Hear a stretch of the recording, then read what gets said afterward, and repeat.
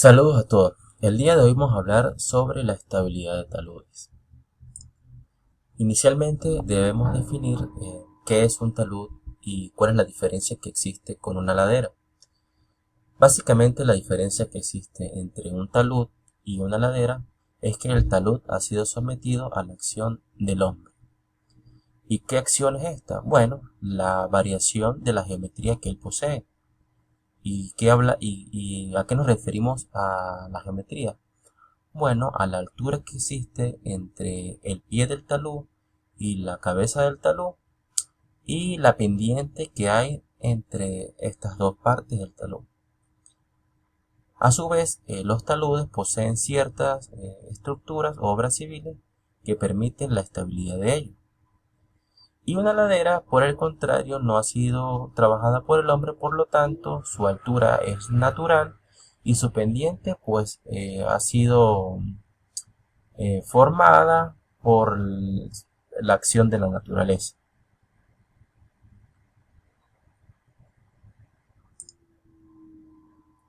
Ahora bien, tanto los taludes como las laderas me pueden generar ciertos tipos de movimientos y estos movimientos van a depender obviamente del tipo de material a la cual está constituido el talud o ladera, y también va a depender de la condición geológica a la cual él está siendo afectado. Existen en general tres tipos de deslizamiento. Los deslizamientos rotacionales, que se le denomina rotura circular, y estos tipos de deslizamientos pues se me generan en suelos y en rocas que están bastante desintegradas. También tenemos los deslizamientos traslacionales, que se generan por rotura plana y por rotura en cuña, y este tipo de deslizamiento va basado en un tipo de material un poco más competente. En este caso sería unas rocas o suelo cuya resistencia es bastante elevada.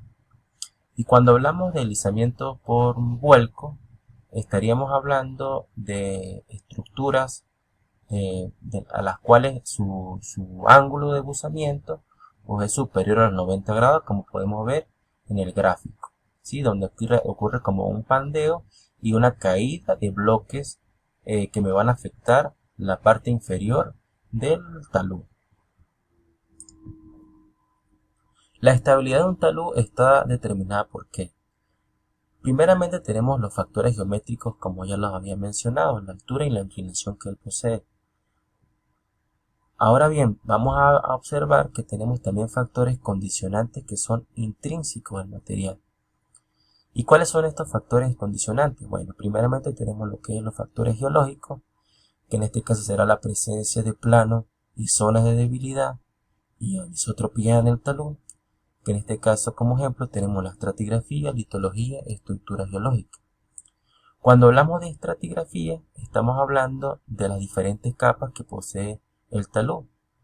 Hablando de capas, en este caso sería capas de suelo o en su defecto capas de roca. Cuando hablamos de litología ya estaríamos hablando del tipo de material en el cual estamos siendo objeto de estudio. Sí, o sea, por poner un nombre de un tipo de roca o un tipo de suelo. Si es una arena, si es una grava, si es una arcilla, o en su defecto si es una roca un poco más competente, que si es un granito o un esquisto. Eso va a depender, obviamente, del sitio donde estemos trabajando. Y cuando hablamos de estructura geológica, ya estaremos hablando de los esfuerzos que ha sido sometido este talud. Cuando hablamos de esfuerzo, ya tendríamos que hablar de los esfuerzos que se generan por la tectónica global o la geodinámica que existe en el sector.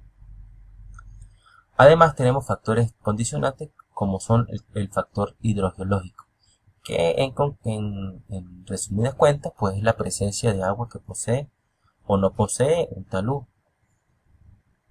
Además de ello tenemos factores geotécnicos, que ya vendría siendo los comportamientos mecánicos del suelo. ¿Y estos comportamientos mecánicos a qué se refieren? Se refieren a las propiedades físicas y mecánica que posee el suelo. ¿Y cuáles son esas propiedades físicas y mecánicas?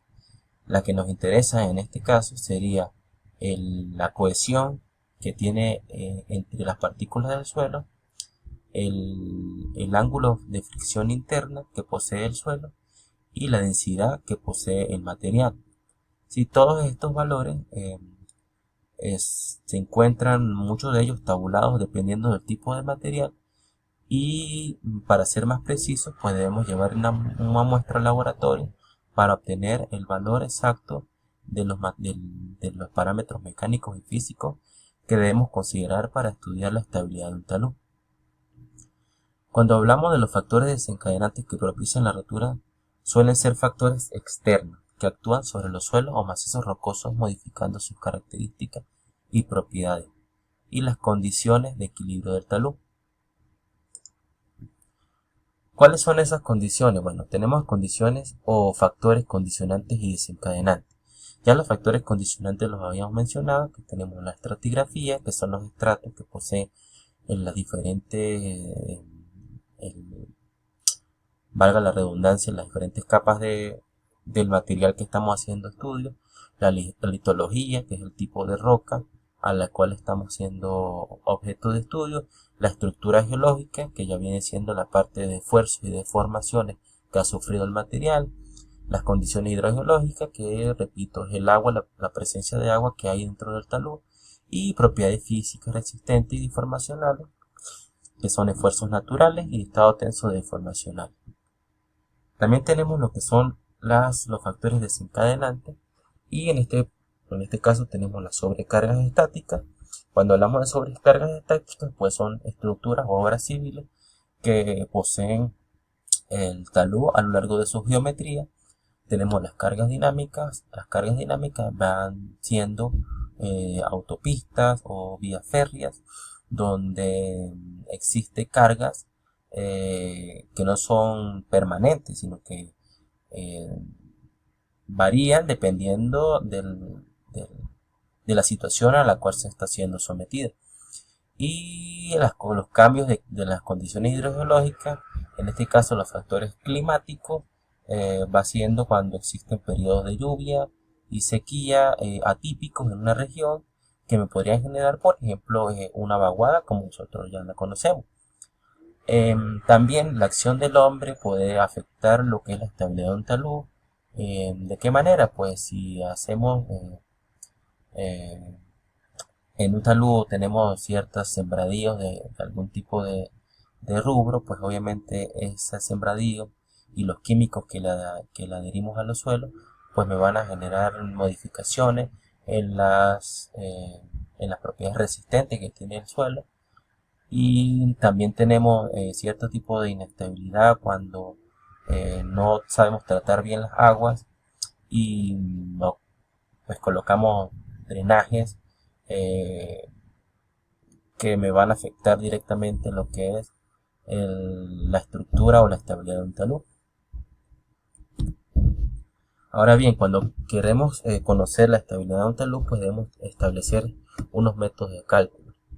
Para el caso de la rotura planar y rotura por cuña que vamos a estudiar hoy, vamos a utilizar el método de equilibrio límite, que es un método exacto, numérico, que se obtiene de forma directa para el caso de rotura planar, como el cociente entre las fuerzas que tienden a producir el movimiento y las fuerzas resistentes del terreno que se oponen al mismo, proyectadas todas según la dirección del plano de rotura. Entonces tenemos en la parte del numerador, perdón, todos aquellos factores que me van a generar que me pueden generar el deslizamiento, y en el denominador tenemos todos aquellos factores que me impiden o se oponen a que ocurra este deslizamiento. Para hacer el análisis de la estabilidad de una rotura plana, pues primero debemos hacer la selección de una superficie de rotura en el talud. ¿Y qué es una superficie de rotura? Bueno, la superficie de rotura se pueden evidenciar yendo a campo y la podemos palpar al observar ciertas grietas o hundimientos que posee en la cabecera o en el pie de un talud. A partir de esos hundimientos o esas grietas, podemos inferir que por ese sitio donde se encuentra la grieta, pues puede ocurrir el deslizamiento.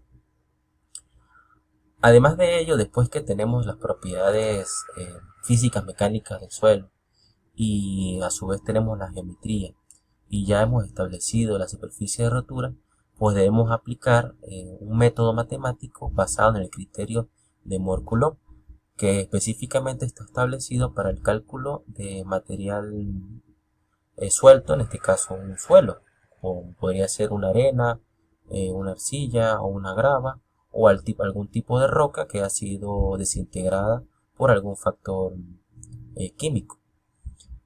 Ahora bien, luego que tenemos eso, ya nos permitiría la aplicación del método de criterio de Mohr-Coulomb, pues definir un coeficiente de seguridad, que estaría siendo como el factor de seguridad que establecemos en un talud para definir si el talud va a ocurrir un deslizamiento o no va a ocurrir un deslizamiento. Bien, una vez que tenemos la selección de la superficie de rotura del talud, debemos observar condicionantes geométricas que podrían generar la rotura. ¿Y cuáles son esas condicionantes geométricas?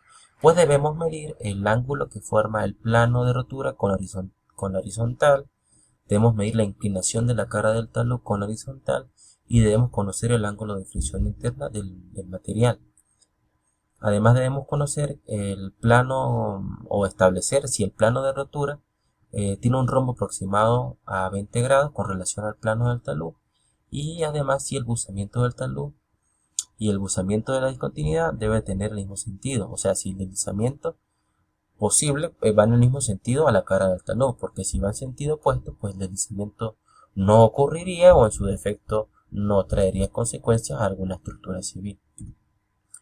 En este gráfico podemos observar la geometría de un talud, podemos observar los ángulos que les había mencionado, que tenemos el ángulo alfa, que sería el ángulo que forma la horizontal con el plano que estaríamos estableciendo como de rotura. Tenemos el ángulo beta, que va a ser el ángulo que se me genera con la cara del talud con la horizontal, y a su vez coloca intrínseco lo que es el ángulo de fricción interna. Aquí podemos observar una altura de un talud y todo establecido en un plano de referencia XY. En campo podemos observar este tipo de deslizamiento de esta manera, en el cual en la cara del talud se pueden evidenciar los estratos y el deslizamiento que ocurriría en este sentido, como lo muestra este gráfico de acá. ¿Sí? Que tenemos una rotura planar, donde un bloque o masa de suelo se me va a deslizar en esta dirección. Y si ya hacemos un estudio estereográfico que podemos evidenciar aquí y vamos a estudiar luego más a detalle, pues también podemos evidenciar los ángulos que me forman en la cara del ángulo que me forma la cara del talud, el ángulo de la discontinuidad y a su vez de la estructura civil, y cómo sería la afectación o la dirección en la cual ocurriría ese deslizamiento.